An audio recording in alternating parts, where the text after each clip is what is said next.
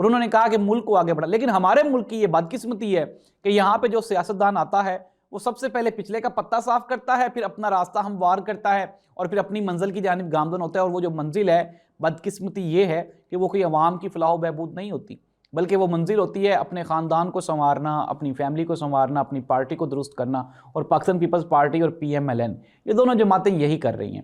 اگر ناظرین ہم بات کریں پی ٹی آئی کی، تو پی ٹی آئی کا جو موجودہ وزیر اعلیٰ سہیل آفریدی ہے، اس کے جوتوں پہ پڑی ہوئی دھول اس بات کا واضح ثبوت ہے کہ یہ بندہ جو ہے یہ اپنی پارٹی کے لیے، اپنے ورکرز کے لیے، اپنے صوبے کے لوگوں کے لیے کچھ کرنا چاہتا ہے.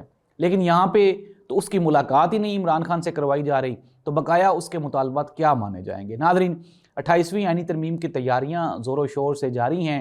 پاکستان پیپلز پارٹی پہلے کی طرح ہیلے بہانے بنا رہی ہے، لیکن آنے والے چند دنوں میں پارٹی آپ کو، پاکستان پیپلز پارٹی، یہ آپ کو آن بورڈ دکھائی دیں گے، کیونکہ ایم کیو ایم کو اب آہستہ آہستہ ان کا جو معاملہ ہے اس کو تھوڑا سا کھولنا شروع کر دیا گیا ہے، اور وہ آہستہ آہستہ اپنے مطالبات لے کے سندھ اسمبلی میں آپ کو نظر آئیں گے. وہ کہتے ہیں 17 سال سے قائم رہنے والی پاکستان پیپلز پارٹی کی جو سندھ میں حکومت ہے، اب بس اس کا اختتام ہو جانا چاہیے.